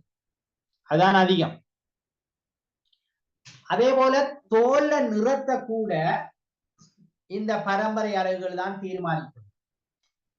சில நேரங்கள்ல பெற்றோர் வெள்ளை நிறமாக இருக்கின்ற போது பிள்ளை சில நேரம் என்ன ஓரளவு என்ன புது நிறமாக அல்லது கருப்பு நிறமாக பிறப்பதற்கும் சில வாய்ப்பு இருக்கும். அதுக்கு என்ன காரணம்? அப்படி இருக்குமா? மூதாதையர். Very good. ஓகே, அதுவும் பரம்பரை அழகுதான். அந்த அந்த அந்த பரம்பரையில அதற்கு முன்னர் யாரோ என்ன அந்த பாட்டன் அல்லது அதுக்கு முந்தின அப்படி இருக்கிறார்கள்ல இப்படி என்ன நிறத்தில வித்தியாசமானவர்கள் அங்க இருந்திருப்பதற்கான வாய்ப்பு இருக்கு. எனவே நிறத்தை கூட தீர்மானிக்கிறதுல அந்த பரம்பரை அழகு செல்வாக்கு செலுத்துகிறது. அதே போல கன்ற நிறம், அதே போல முடி எங்கட முடியினுடைய நிறம், இப்படி பல விடயங்களை நாங்க சொல்லலாம். ஆகவே ஒரு பிள்ளையினுடைய அந்த உடல் கட்டுமானம் அந்த விஷயத்தை எல்லாம் தீர்மானிக்கிறதுல இந்த பரம்பரை அலகுகள் மிக முக்கியமான விஷயமாக இருக்கிறத பார்க்கலாம். அது ஒரு விஷயம். அதே நேரம் பார்த்தீங்களா அப்படின்னு சொன்னால், அப்ப ஒரு பிள்ளையிட உடல் பருமன், அந்த பிள்ளையினுடைய உடல் எடை, அந்த பிள்ளையினுடைய உடல் கட்டுமானம், இப்படி பல விடயங்கள்ல அது தாக்கம் செலுத்துகிறது இந்த பரம்பரை. அதே போல இந்த பிள்ளைகளுடைய பல்வேறு விதமான ஆற்றல் விருத்திங்கிற ஒரு விஷயம் இருக்கிற விருத்தியில பாடுகின்ற ஆற்றல் அல்லது விளையாட்டு அல்லது வேறு பல்வேறு ஆற்றல்கள், அதுலயும் இந்த பரம்பரை மிகுந்த செல்வாக்கு செலுத்துறதை நாங்க பார்க்கலாம். என்னன்னா, இப்ப உதாரணமாக ஒரு விளையாட்டு வீரராக இருக்கின்ற ஒருவருக்கு பிறக்கின்ற ஒரு பிள்ளை அப்படி விளையாட்டு வீரனாக மாறுவதற்குரிய வாய்ப்புகள் அதிகமாக இருக்கிறது. எனவே அப்படி இருப்பதை நாங்க பார்க்கலாம். அதே போல இப்ப பாடல், இப்ப சங்கீதம், அது ஒரு சில நேரம் ஃபெமிலி வாய்ஸா அப்படி இருக்கும். நல்ல குரல் வளம் அல்லது பாடுகின்ற ஆற்றல், அப்படியான சில விஷயங்கள். அப்ப அதுவும் பரம்பரையால கடத்தப்படுவதாக சில ஆய்வுகள் சொல்லிக் கொண்டிருக்கு. அதே போல அறிகை சார் ஆற்றல், அதாவது காக்னிட்டிவ் டெவலப்மெண்ட், அதிலையும் பரம்பரை செல்வாக்கு செலுத்துவதாக பல ஆய்வுகள் நிரூபித்திருக்கிறத நாங்க பார்க்கலாம். என்னன்னா, இப்ப ஒரு பிள்ளையினுடைய இந்த ஐக்கியூ லெவல், அது பெற்றோர்கிட்ட இருந்து போறத அது அப்ப ஒரு பிள்ளையினுடைய ஐக்கியூ லெவலை தீர்மானிக்கிறதுலயும் இந்த பரம்பரை மிக முக்கியமான ஒரு காரணியாக இருப்பது பல ஆய்வுகள் என்ன செய்யப்பட்டிருக்காங்க, நிரூபிக்கப்பட்டு. ஓகே, அது ஒரு மிக முக்கியமான விஷயம். ஏன்னா தாயும் தந்தையும் அல்லது அதுல யாரோ என்ன ஒரு நல்ல டேலண்டான ஆட்களாக இருக்கின்ற போதும் அவர்களுடைய பிள்ளைகளும் டேலண்டாக வருவதற்கான வாய்ப்புகள் இருக்கிறது. ஓகே,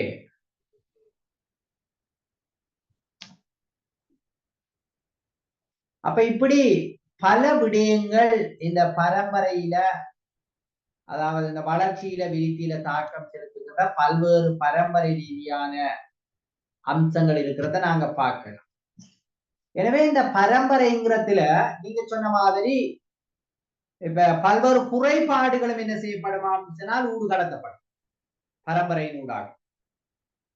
சில நேரங்கள்ல நீங்க பார்க்கலாம், இப்ப காது கேட்காத அப்படியான சில பிரச்சனைகள் இருக்கின்ற அந்த குடும்பத்தில பிறக்கின்ற சில பிள்ளைகளுக்கு அதே பிரச்சனை வருவதற்கான சில வாய்ப்புகள் இருக்கு. அல்லது நீங்க பாருங்க, இந்த 21வது சோடி நிறமூர்த்தத்துல சரியான இணைவுகள் ஏற்படாமல் அதுல 3வது ஒரு திரிவு ஏற்படுறதால டவுன் சிண்ட்ரோம்ங்கிற ஒரு ப்ராப்ளம் ஏற்படுவதற்கான வாய்ப்பு இருக்கு. அப்படி நீங்க கேள்விப்பட்டிருக்கீங்களா டவுன் சிண்ட்ரோம்?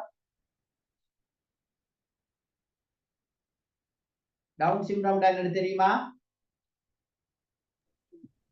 மொங்கல் நிலை. வணங்கல. மொங்கல்னு சொன்னேன். ஓ, அதாவது மங்கோலிய ஊனம் என்று சில நேரம் அதை சொல்லுவாங்க. மங்கோலிய ஊனம் என்று சொல்லுவாங்க. அந்த முகம் அப்படியே ஒரு ஒரு சப்பையான மாதிரி இருக்கிறது, சரிதானே? இந்த நாக்கு வெளியே தள்ளப்பட்ட மாதிரி இருக்கிறது. அவர்களுடைய அந்த அதாவது கையில ரேகைகள் என்ன பெரிதாக இருக்காது, சரியானே? அப்படி நிறைய விஷயங்கள் அதுல இருக்கிறத நாங்க பார்க்கலாம். அப்ப இந்த நிறமூர்த்தங்கள் அல்லது இந்த பரம்பரை அலகுகள், அதே மாதிரிதான் சில நோய்கள். நீங்க சொன்ன மாதிரி இப்ப நீரிழிவு நோய் அல்லது ஆஸ்துமா, இப்படி பல்வேறு நோய்கள் பரம்பரை ரீதியாக பிள்ளைகளுக்கு கடத்தப்படுவதற்கான வாய்ப்புகள் இருக்கு. அப்ப இந்த விடயங்கள் ஒரு பிள்ளையினுடைய விருத்தியில வளர்ச்சியில எல்லாம் பாரிய அளவும் தாக்கம் செலுத்துவதை நாங்க காணக்கூடியதாக இருக்கோம். ஓகே, அப்படியான சில விடயங்கள் இருக்கிறத பார்க்கக்கூடியதாக இருக்கு. அடுத்தது,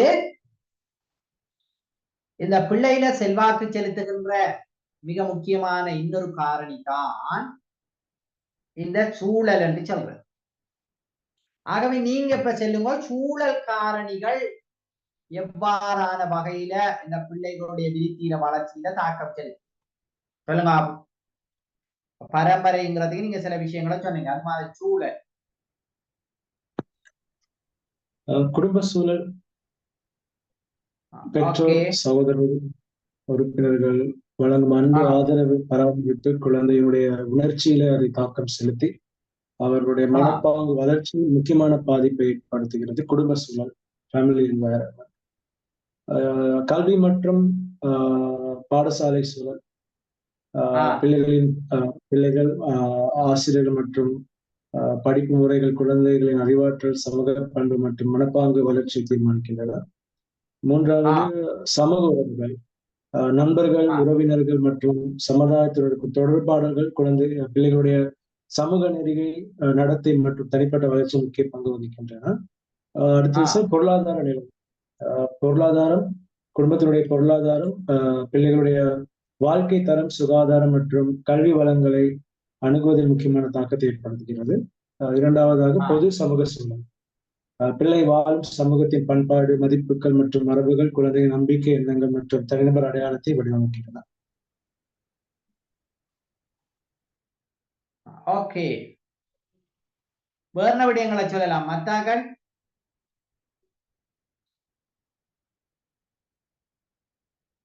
என்ன நுஸ்ரா, ஏதாவது சொல்லலாமா? சூழல் எப்படி தாக்கம் செலுத்துவது ஒரு பிள்ளை? தாயிட கருவறை சூழல், ஒரு தாய்க்கு கருவறையில பிள்ளை வந்து கருவறையில டைம் அந்த பிள்ளைக்கு போஷாக்கு கிடைக்காவிட்டால் அந்த பிள்ளை வந்து மந்த புத்தி உள்ள பிள்ளையாக பிறக்கு. அடுத்தது குடும்ப சூழல் வந்து கூட்டு குடும்பத்துல வாழ் ஒரு புள்ள வந்து அதுக்குரிய அந்த பண்பாடுகள், அன்பு, பணிவு, மரியாதை இதுகளை செய்ததை வந்து கற்றுக்கொள்வதை செல்லும். அடுத்தது பாடசாலையிட சூழல்ல சகபாடிகளோட எவ்வாறு தொடர்பு, நல்ல நண்பர்களா இருந்தா அந்த புள்ளட்டையும் வந்து நல்ல குணம் தான் காணப்படுவதை செல்லும். சுகதேகியான ஒரு தாயிட வயிற்றுல பிறந்தால் அந்த புள்ளையும் சில நேரம் சுகதேகியாக பிறக்கலும். ஓகே, வேறு ஏதாவது வேறு கருத்துக்கள்? சஃபா, இல்ல சிலர் இருக்கீங்க சத்தத்தை காணல, நான் உங்களுக்கு டைம் தந்திருக்க தேவையில்லை. ஓகே, நீங்க பாருங்க, சூழல் காரணிகள். இந்த சூழல் காரணியை நாங்க பிரதானமாக 2 பகுதிகளாக பிரிக்கிறோம். நீங்க சொன்ன மாதிரி ஒன்று பிறப்புக்கு முந்திய அந்த விருத்தி காலங்கள், பிறப்புக்கு பிந்திய விருத்தி காலம். இப்படி 2 பிரதான பகுதிகளாக பிரித்து பார்க்கலாம். இந்த சூழல் காரணி.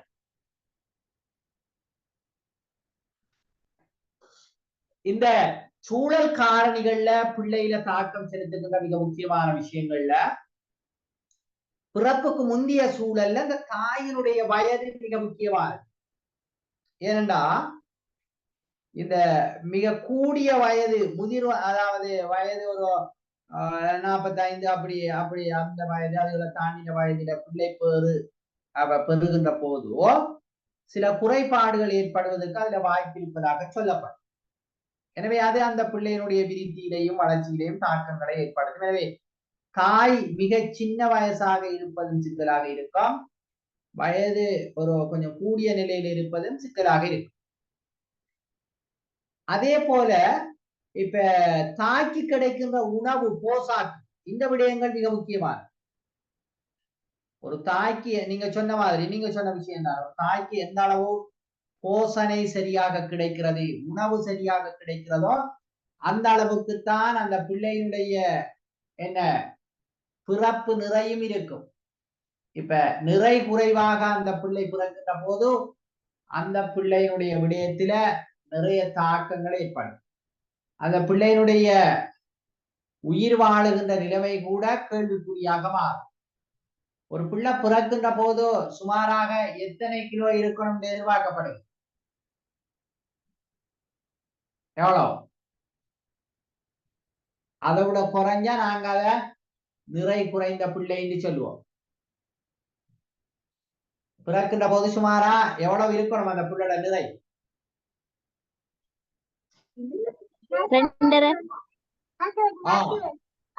2 கிலோவும் 500 கிராமும், 2.5 கிலோ இருக்கணும் ஒரு பிள்ளை. அப்ப அதெல்லாம் அந்த தாய்க்கு கிடைக்கின்ற உணவு, போசாக்கு, அப்ப இதெல்லாம் இந்த ஒரு பிள்ளை கருவறையில வாழுகின்ற போது அந்த சூழல் அந்த பிள்ளை மீது செல்வாக்கு செலுத்துகின்ற விஷயம். மனவெளிச்சி, மன அழுத்தம், இந்த விஷயங்கள். ஒரு பிரெக்னன்ட் லேடி எந்த அளவுக்கு ஹாப்பியா இருக்கணுமோ அந்த அளவுக்கு இருக்கணும். ஒரு மன உளைச்சல், மன அழுத்தம், இப்படியான விஷயங்கள் ஒரு பிரெக்னன்ட் லேடிக்கு இருக்குமாக இருந்தால் பிறக்கின்ற பிள்ளையும் பல்வேறு பிரச்சனைகளோட, உடல் ரீதியான பிரபலங்களோட பிறக்கிறதுக்கான வாய்ப்பு இருக்கு. அதே போல பாருங்க, இந்த RH காரணி பொருத்தப்பாடின்மை, இது இரத்தத்தோட சம்பந்தப்பட்ட சில விஷயங்கள். அதே போல கதிரியக்கம், இப்ப அதிக அளவு என்ன எக்ஸ்ரே எடுக்கிற அல்லது எக்ஸ்ரே அப்படியான சில விஷயங்கள்ல அந்த பகுதியில் நடமாட்டம், அதுகள் கூட அந்த கருவில் இருக்கிற பிள்ளையில பல தாக்கங்களை ஏற்படும்.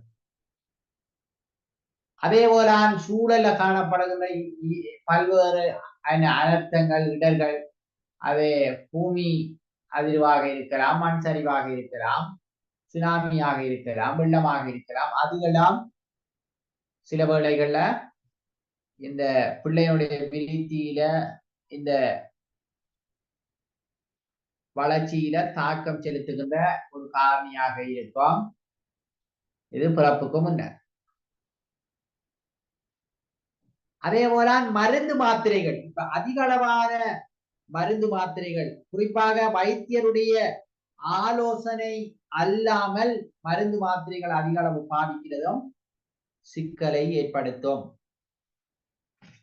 சிலர் எனவேதான் இந்த பிரெக்னண்டா இருக்கிற காலத்துல நிறைய நோய் சம்பந்தமான விடயங்களை இங்க வியோஜி கிட்ட, டாக்டர்கிட்ட சொன்னாலும் எல்லா விஷயங்களுக்கும் மருந்து கொடுக்குறல்ல. ஒரு சில சின்ன சின்ன தாக்கம் இல்லாத டெப்லெட்டோட அதை முடிச்சு கொள்வாங்க. சரிதானே? அப்ப அந்த விஷயம். அதே போல ஒரு தாய், அதே போல தந்தை, இவர்கள் போதை பாதிக்கின்ற விஷயம் கூட அந்த பிள்ளையில விருத்தியில, வளர்ச்சியில, கருவறையில இருக்கிற காலத்துல கூட பல தாக்கங்களை ஏற்படும். உங்களுக்கும் டாக்டர் ரைஸ், ஒரு சிறுபிள்ளை வைத்திய நிபுணர், அவர் லண்டன்ல இருக்கிறார், இலங்கையை சேர்ந்தவர். அவர் ஒரு புத்தகம் எழுதி இருக்கிறார், எனது டயரியின் மறுவாக்கம். யாராவது வாசிச்சிருக்கீங்களா? டாக்டர் ரைஸிர புத்தகம் என்ன? இல்ல சார். கேள்விப்பட்டிருக்கேன். அவர் அப்படி ஒரு புத்தகம் ஒன்று எழுதிக்கிறார். அதுல பகுதி 1 பகுதி 2 2 புத்தகங்கள் இருக்கு. அவர் அந்த கட்டுரைகளை எல்லாம் முன்னொரு சஞ்சிகையில தொடராக எழுதிய வரலாறு இருக்கு. அதனை தான் பிறகு என்ன புத்தகமாக அவர் தொகுத்து அதை எழுதி வெளியிட்டு இருக்கிறார். அதுல ஒரு கட்டுரைக்கு ஒரு முதலாவது அந்த பார்ட் 1 புத்தகத்தில் இருக்கிற ஒரு கட்டுரை ஒன்று இருக்கு. என்னென்னால் அதுக்கு அவர் தலைப்பிட்டு இருக்கிறார் என்றால் கருவறையை தட்டும் ஜாகிலியத். இந்த ஜாகிலியாங்கிற சொல்லுக்குரிய கருத்து என்னன்னா மடமை என்பதால் அது ஒரு அரபு சொல். அதுக்கு மடமை என்பது அதனுடைய கருத்து. அப்ப கருவறையை தட்டுகின்ற மடமை என்று அந்த கட்டுரைக்கு அவர் என்ன செய்திருக்கிறார் அப்படின்னு சொன்னா தலைப்பிட்டு எழுதியிருக்கிறார். என்னன்னா அவர் ஒரு லண்டன்ல இருக்கிற மிக பிரசித்தமான ஒரு ஹாஸ்பிட்டல்ல ஐசியூல இருக்கிற பிள்ளைகளுக்கு என்ன ஒரு கன்சல்டனாக ஒரு பீடியாட்ரிக் மிக ஃபேமஸான ஒரு பீடியாட்ரிக் அவர் ஒரு சிறுபிள்ளை வைத்திருக்கிறார். ஒரு நாள் திடீரென்று அவருக்கு என்ன செய்யப்பட்டிருக்கான்னு சொன்னால் அழைப்பு வந்திருக்கிறது. ஐசியூல என்ன பிறந்து ஒரு குறிப்பிட்ட மணி நேரத்துக்குள்ள ஒரு பிள்ளைக்கு வலிப்பு வந்து நாங்க வைத்திருக்கிறோம், எனவே டாக்டர் கொஞ்சம் அவசரமா வாங்கன்னா அவர் போய் பார்த்திருக்கிறார். எனவே இனி அதுக்குரிய ட்ரீட்மெண்ட் அதெல்லாம் செஞ்சுட்டு அவர் சொல்றாரு என்னன்னா வைத்திய உலகத்தில ஒரு பிள்ளை பிறந்து 6 மணித்தியாலத்துக்குள்ள அந்த பிள்ளைக்கு வலிப்பு வாரத்துக்கான சான்ஸ் இல்லையா. இப்ப இயல்பாக அப்படி வலிப்பு வருவதற்கான எந்த விதமான சான்ஸும் மருத்துவ உலகத்துல இல்லையா. எனவே இந்த பிள்ளை பிறந்த ஒரு 2-3 மணித்தியாலத்துக்குள்ள அந்த பிள்ளைக்கு வலிப்பு வந்திருக்கான்னு சொன்னால் இது ஒரு விசித்திரமான ஒரு விஷயம். எனவே இது பற்றி கொஞ்சம் நாங்க ஆழமாக ஆய்வு செய்து பார்க்கணும்னுட்டு அந்த பிள்ளையினுடைய தாய்கிட்ட சில இன்வெஸ்டிகேஷன் சில விஷயங்களை எல்லாம் விசாரித்திருக்கிறார். அங்க பார்த்தா அந்த தாய் வந்து ஹீரோயின் பாவிக்கின்ற ஒரு பெண்ணாக இருந்திருக்கிறார், போதை பாவிக்கின்ற ஒரு பெண். எனவே இந்த பிள்ளைக்கு இந்த தாய் பாவிக்கிற அந்த போதை டைமுக்கு டைம் என்ன செய்யணும்னா தொப்புள் கொடிக்குள்ளாக அந்த பிள்ளை கிடைக்கும். அதுக்கு அந்த பிள்ளை எடிக்ட் ஆயிருக்கு. இப்ப அந்த பிள்ளை பிறந்து ஒரு குறிப்பிட்ட மணித்தியாலங்கள் அந்த பிள்ளைக்கு அது கிடைக்கல. அதால் அந்த பிள்ளைக்கு வலிப்பு ஏற்பட்டிருக்கிறது.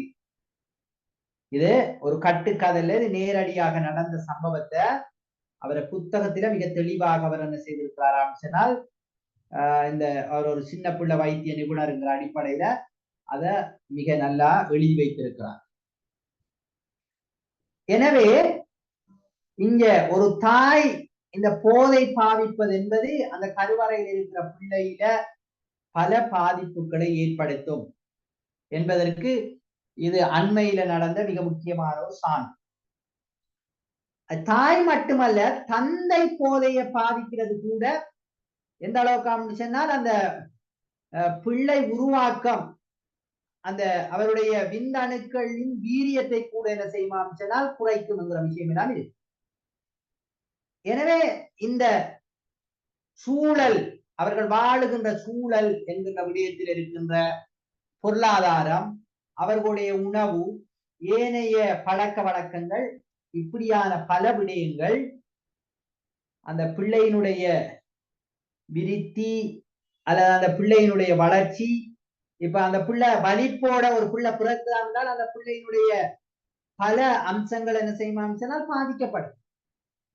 அப்ப அதற்கான அந்த வாய்ப்புகள் அதுல இருக்கிறத நாங்க என்ன செய்யறோம் அம்சம்னா பார்க்கிறோம். எனவே இது ஒரு மிக முக்கியமான ஒரு விஷயமாக பார்க்கப்பட வேண்டிய ஒரு விடயமாக இருக்கிறத நாங்க பார்க்கிறோம். எனவே இந்த விஷயங்கள் அப்ப இதெல்லாம் சூழலோட தொடர்பாட்டிருக்கிற விஷயங்கள், அதாவது பிறப்புக்கு முந்தைய சூழல். அப்ப உதாரணத்துக்கு அந்த தாய்க்கு கிடைக்கிற அந்த உணவு, அந்த தாய்க்கு கிடைக்கின்ற அந்த வசதி, அல்லது அந்த தாய்க்கு இருக்கின்ற சில என்ன மன உளைச்சல் அல்லது அப்படி பல விடயங்கள் அந்த பிள்ளையிலேயும் என்ன செய்யுமானால் தாக்கம் செலுத்தும் என்பது இங்க அறிவுபூர்வமாக நிரூபிக்கப்பட்ட ஒரு விஷயமாக இருக்கிறத பார்க்க.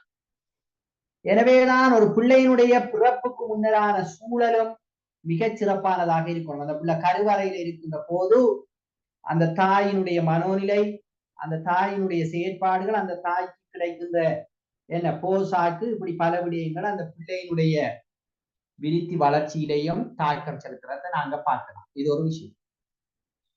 அப்ப பிறப்புக்கு முன்னரான சூழலுங்கின்ற ஒரு விஷயம். அதே போலான் பிறப்புக்கு பிந்திய சூழல், இதுவும் மிக முக்கியமான ஒரு விஷயம். இப்ப இந்த பிறப்புக்கு பிந்திய சூழலை கூட நாங்க என்ன செய்யலாம் சொன்னால் இப்படியும் பார்க்கலாம். பிறக்கின்ற நிலை, அந்த பிறக்கின்ற சந்தர்ப்பத்தில் இருக்கின்ற சூழலும் பிறப்புக்கு பின்னரான சூழல் என்று கூட நாங்க அதை இரண்டாக பிரித்து கூட பார்க்கலாம். ஏனென்றா ஒரு பிள்ளை பிறக்கின்ற நிலையில கூட அந்த பிள்ளையில வளர்ச்சி விருத்தி ஏனைய விஷயங்கள் எல்லாம் பாதிப்பு ஏற்படும். உங்களுக்கு தெரியும், ஒரு பிள்ளை பிறக்கின்ற போது நீண்ட நேர பிரசவம் என்று சொல்லுவாங்க, அப்படித்தானே? அப்ப நீண்ட நேர பிரசவம் ஏற்படுகின்ற சந்தர்ப்பத்தில் அந்த பிள்ளையில பல டிசேபிள் ஆவதற்கு அல்லது பல என்ன சில விஷயங்கள் தடைப்படுவதற்கான சந்தர்ப்பங்கள் இருக்கு. அதே போல அனாக்சியா என்று சொல்ற, அதாவது அந்த பிள்ளை பிறக்கின்ற சந்தர்ப்பத்துல அந்த அந்த பிறந்த உடனே அந்த பிள்ளை அழ வைக்கணும், அழும் அந்த பிள்ளை. அப்ப அந்த பிள்ளைக்கு என்ன கிடைக்குமா அப்படின்னா ஆக்சிஜன் கிடைக்கும். அந்த திடீரென்று ஆக்சிஜன் கிடைக்காம இருக்கின்ற அந்த நிலைமை கூட சிக்கலாகும். அதே போல இப்ப ஆயுத பாவனை என்கின்ற ஒரு விஷயம் ஒன்று இருக்கு. குழந்தை பிறக்கின்ற போது சில நேரங்கள் அந்த வாக்கியம் டெலிவரி எல்லாம் சொல்லுவாங்க, அப்படி கேள்விப்பட்டிருக்கீங்களா?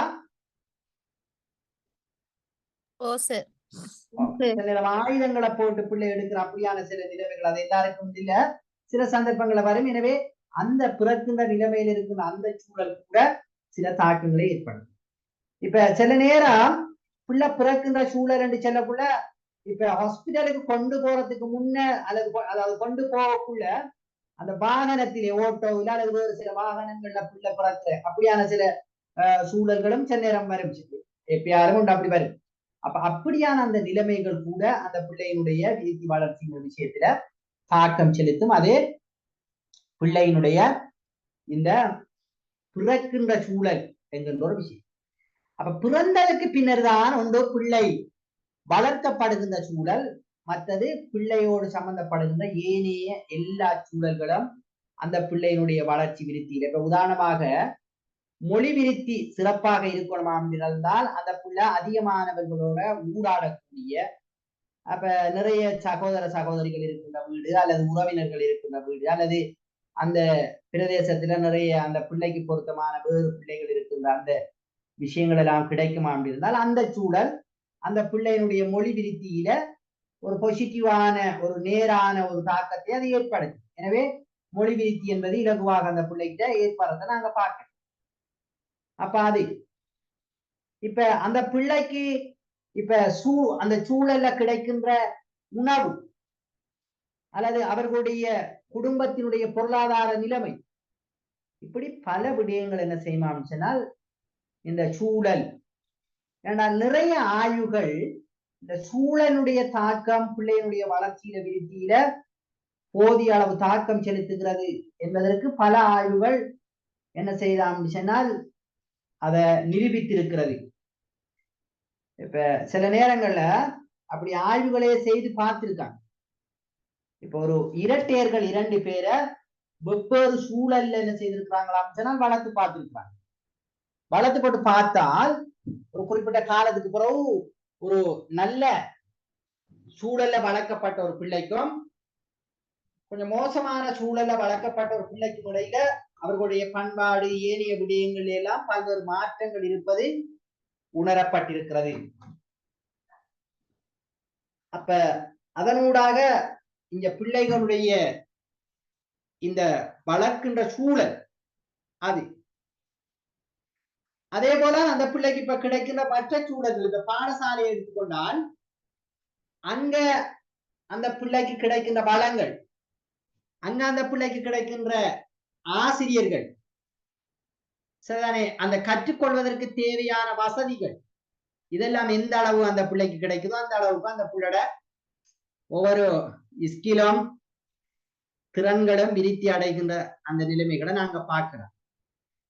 எனவே ஒரு பிள்ளையினுடைய வளர்ச்சி விருத்திங்கிற விடயத்துல பரம்பரை எந்த அளவு முக்கியமானது. எனவே நாங்க சில ஆய்வுகள் பரம்பரையில தாக்கம் மிக முக்கியமானது என்பதை உணர்த்தியிருக்கு.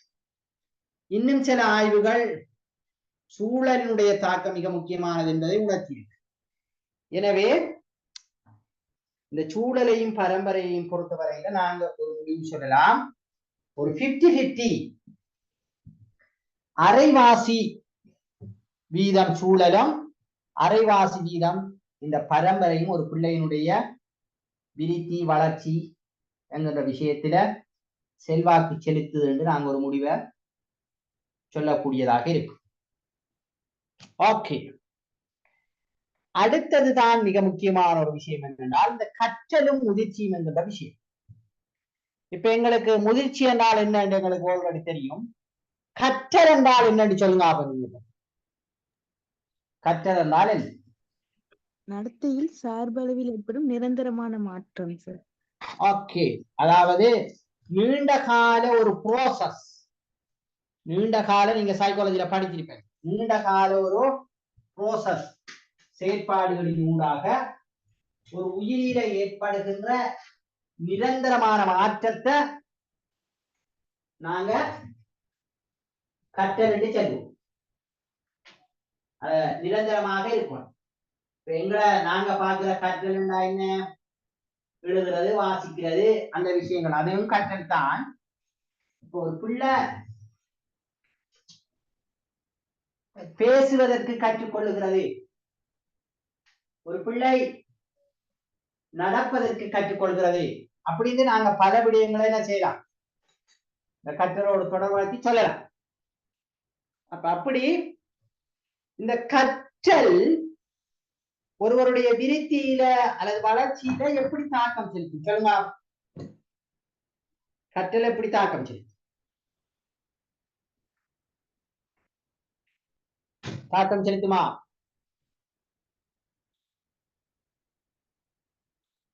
ஒருவருடைய வளர்ச்சியில விருத்தியில கற்றல் எப்படி தாக்கம் செலுத்தும்?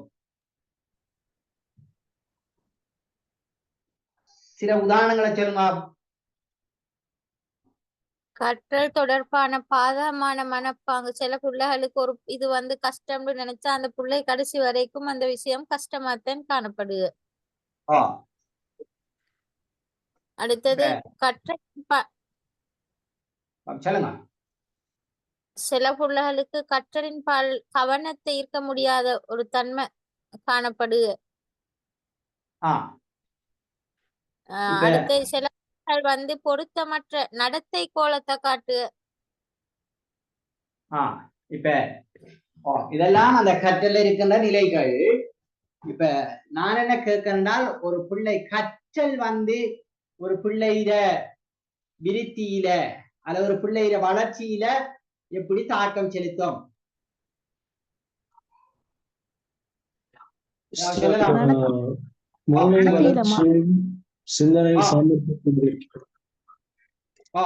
இப்ப நாங்க பாருங்க, இப்ப ஐக்கியூ என்று சொல்ற நுண்ணறிவு வளர்ச்சிக்கு கற்றல் உதவுதா இல்லையா? இப்ப கூடுதலான அந்த ஐக்கியூ சார்ந்த பயிற்சிகளை தொடர்ச்சியாக செய்ய அந்த கற்றல் அவருடைய ஐக்கியூ லெவல கூட்டுமா இல்லையா? அப்ப அவர் ஐக்கியூல விருத்தி அடைவார். அப்படித்தானே? அத சொல்லலாம். அல்லது நாங்க இப்ப இப்படி பார்ப்போமே, போசாக்கான உணவுகளை உண்பதின் ஊடாக எங்களுடைய உடலினுடைய அந்த நோய் எதிர்ப்பு சக்தி அதிகரிக்கலாம். அதே போல எங்களுடைய உடலை நாங்க வளர்ச்சி அடைய செய்யலாம்ங்கிற சில விடயங்களை ஒரு பிள்ளை கற்றுக்கொள்கிறது. இப்போது அந்த சரியாக உள்வாங்குகின்ற பிள்ளை நல்ல போசாக்கான உணவுகளை உண்பதற்கு முயற்சிக்குவா இல்லையா? என்ன நிறைய தேவையில்ல. ஆல்ரெடி எங்களுக்கு இந்த கொரோனா வந்தது, நிறைய பேருக்கு அது பற்றி ஒரு தெளிவில்லாமல் இருந்தது. பிறகு இந்த மீடியா அப்படி இப்படி பல விஷயங்களின் ஊடாக அவைகள் பற்றியான தெளிவுகள் ஏற்படுத்தப்பட்டது. எனவே அதற்கு நாங்க சில பாதுகாப்பான செயற்பாடுகள் அல்லது இந்த மாஸ்க் அணிவது இப்படி பல விடயங்கள் தொடர்பாக தெளிவூட்டப்பட்டோன்ன ஆரம்பத்தில் அதெல்லாம் கொஞ்சம் கஷ்டம் போல இருந்தது. பிறகு எல்லாரும் அதுக்கு அதனுடைய விஷயங்கள் தெளிவாக்கப்பட்டதால அதுக்கு எல்லாரும் அது அவருடைய நடத்தைகள்ல மாற்றங்கள் வந்துட்டே இல்லையா?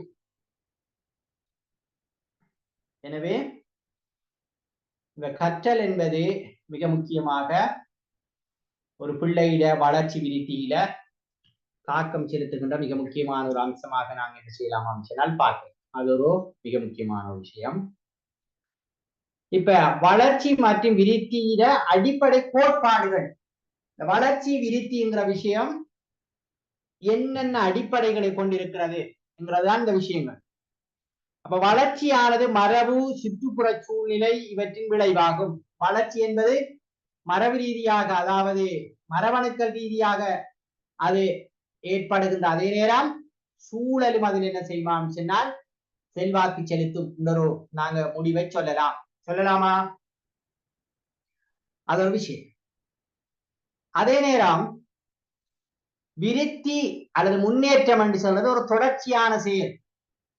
அது தொடராகத்தானே போகும் விருத்தி என்பது. அதாவது ஒரு பிள்ளை ஒரு சொல்லை பேசுவதற்கு கற்று 2 சொல்லை பேசுறதுக்கு அப்படி போய் வசனம் போய் அப்படியே போய் என்ன வாக்கியம் அமைச்சு அதுக்கு அங்காரமாக கட்டுரை அல்லது மிகப்பெரிய பேச்சு பேசுற அளவுக்கு அந்த பிள்ளை விருத்தி அடைந்து கொண்டு போகும். அது ஒரு தொடர்ச்சியான செயல். விருத்தி என்பது பொதுவானவற்றிலிருந்து குறிப்பிடவற்றிற்கு செல்லும். இப்ப பொதுவாக சில சொற்களை ஒரு பிள்ளை கற்றாலும் பிறகு அதை எல்லாத்தையும் கூறுக்கு ஒரு வசனத்தை ஒரு குறிப்பிட்ட ஒரு விஷயத்தை சொல்றதுக்கு அந்த பிள்ளை பழகிக்கொள்ளும். இப்ப அதே போல முன்னேற்றம் என்பது ஒருங்கிணைந்த செயல்கள், பல செயற்பாடுகளுடைய ஒருங்கிணைப்பு தான் நாங்க இந்த சொல்ற விருத்தி என்கிற விஷயம். அதே போல உடல்ல பல்வேறு பகுதிகள் வெவ்வேறு விகிதங்களில் என்ன செய்தாம் சொன்னால் வளர்ச்சி அடைகிறது என்றே சொல்லப்படும். அப்ப சூழல் காரணி ஒரு பிள்ளையினுடைய வளர்ச்சியிலும் விருத்தியிலும் எவ்வாறு செல்வாக்கு செலுத்துகிறது என்பதை 3 உதாரணங்கள் தந்து விளக்குக என்று கேட்டால் இப்ப எங்களால் சொல்லியலுமாக இருக்குமா? என்ன சொல்லலாமா? சொல்லலாம். அதே போல பரம்பரை காரணி ஒரு பிள்ளையினுடைய விருத்தியில அல்லது வளர்ச்சியில எவ்வாறு செல்வாக்கு செலுத்துகிறது என்று கேட்டால் சொல்லலாமா?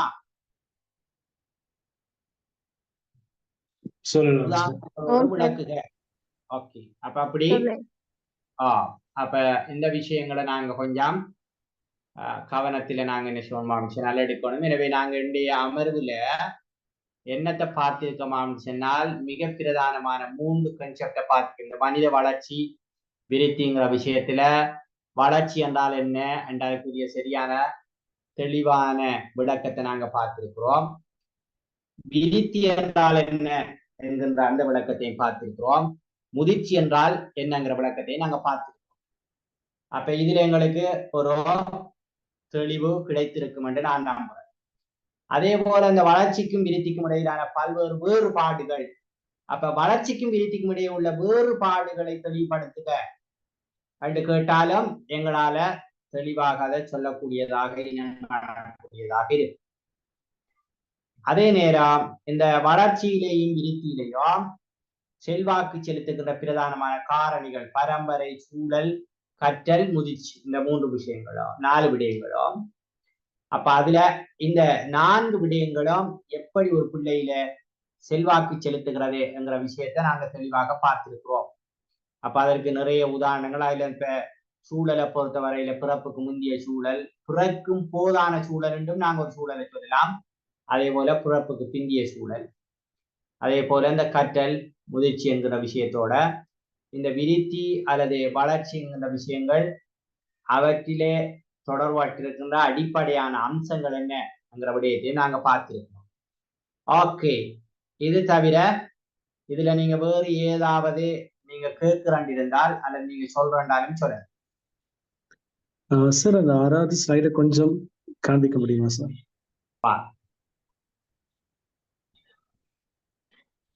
6வது. Okay, thank you sir. நான் இந்த பவர் பாயிண்ட் உங்களுக்கு போட்டு சரி. நான் முன்ன ஃபர்ஸ்டா நாங்க படிச்ச அந்த பவர் பாயிண்ட நான் உங்களுக்கு போட்டிருக்கிறேன். பாத்தீங்களா? கிடைச்சிக்காது? இல்ல சார். நான் சொல்லி வரேன், இல்லாட்டி நீங்க கொஞ்சம் கேளுங்க. நாங்க முதலாவது படிச்ச அந்த உளவியல் என்றால் என்ன, உளவியல் வகை அல்லது பிரிவுகள், கல்வி உளவியல் என்றால் என்னென்னலாம் படிச்சிருந்தானே அந்த ஸ்லைட்டை நான் போட்டிருக்கிறேன் பிடிஎஃபா. நீங்க அங்க கேட்கலாம். இந்த ஸ்லைட்டையும் நான் போட்டு விடுவேன். சரிதானே? Okay sir, thank you sir. அங்க கேட்கலாம் அல்லது நான் சொல்றேன் அதை ஷேர் பண்ண சொல்லி. ஓகே, வேறு ஏதாவது? நிறைய பேர் என்ன எங்களோட கிளாஸ்ல மௌனிகளாக இருக்கிறாங்க. ஓகே, அப்ப நாங்க இதோட முடிப்போம். என்ன அதுக்கும் சத்தத்தை காணல. சரி sir. Okay, thank you very much. இன்னொரு அமர்வுல சந்திப்போம். Thank you sir. Good night sir. Okay, good night. Thank you. Thank you sir. Thank you very much.